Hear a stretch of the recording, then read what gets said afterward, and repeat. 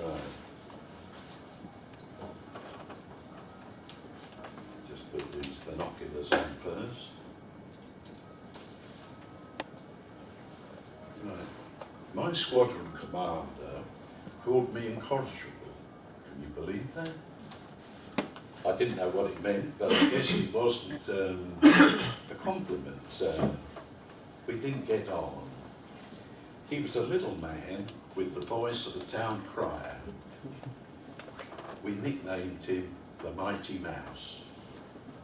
I was returning from leave on a train with a suntanned flight sergeant, and he said to me, if you ever get the opportunity to go to Africa, you grab it, lad. It's the nearest thing that you'll find to paradise on this godforsaken planet. Shortly after that, the train broke down. I was put on a charge for being late, and the Mighty Mouse gave me 5 days jankers. You know what that is, I suppose. And told me I should have caught the earlier train. I'd had enough. I was fed up with the constant rain and the Mighty Mouse. A pimply-faced airman in admin told me of a new posting for west of Zoyland. That should be really hot and sunny, he said. Remembering the advice of the flight sergeant, I took up the offer without further thought. I rushed back to my billet, bubbling with excitement. Yoo-hoo, folks! I'm leaving you poor devils in this rain-sodden dump. I'm going to a sun-kissed paradise on the other side of the world. Where to? Said one. Africa, I said. Whereabouts in Africa? Said another. Somewhere west of Zoyland, I said. West of where? Said Chalky. Zoyland, I said. You mean Western Zoyland? I were born there. It'd be near Bridgewater in Somerset. By much more than shouting distance from here. Plenty of rain there, snow. My first memory of Western Zoyland was the torrential rain. My second memory was drinking umpteen pints of rough cider to drown my depression and puking all over the runway. My third memory was much more memorable. I lost my innocence there. I was 2 months past my 19th birthday. You don't get 19-year-olds hanging about that long today, do you?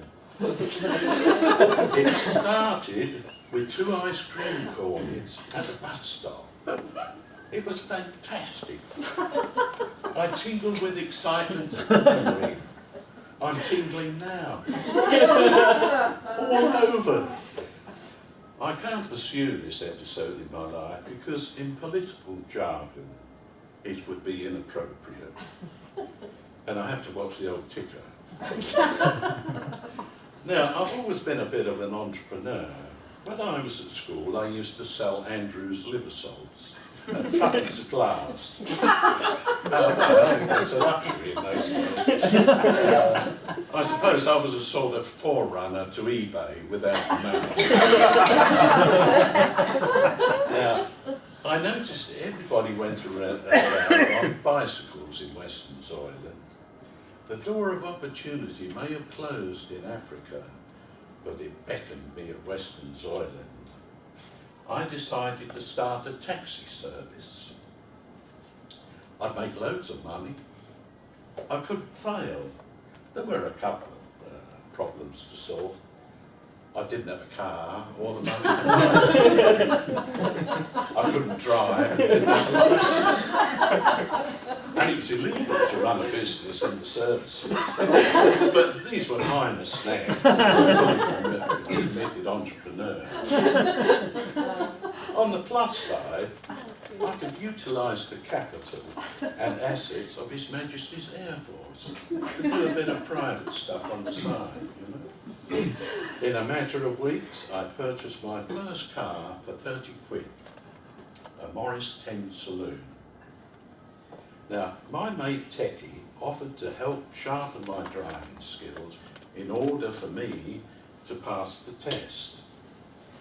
He would accompany me as the law required, or put another way, when he wanted to go shopping with his wife, I could go with him. I was so eager to get the business going.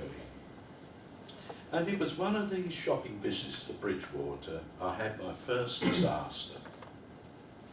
"Down right here, I want the post office," shouted his wife. I thought it was tight. As the car mounted the pavement and pedestrians scattered in all directions, shouting abuse. "Steady on," stuttered Techie, but it was too late. The bumper twanged into the window of the Scotch woolen hosiery store. The plate glass fell heavily on the bonnet, mingling with scarves, jumpers and bouncy balls of wool. "Jesus Christ, reverse!" he yelled. As I started to reverse, the bumper bar curled itself around the corner post and the other plate glass fell out. My taxi service never really got off the ground. I failed my driving test. I collided with a Hillman Minx, mangled a rat bicycle, and wrote off a Beezer three-wheeler. And the wool shop was suing me. Worse was to follow, much, much worse. The mighty mouse was posted to Western soil. Oh no. More rifle drill, kit inspections, and blanking bleeding pebbles. That tyrant was the most incorrigible plonker I've ever met in my life. Thank you.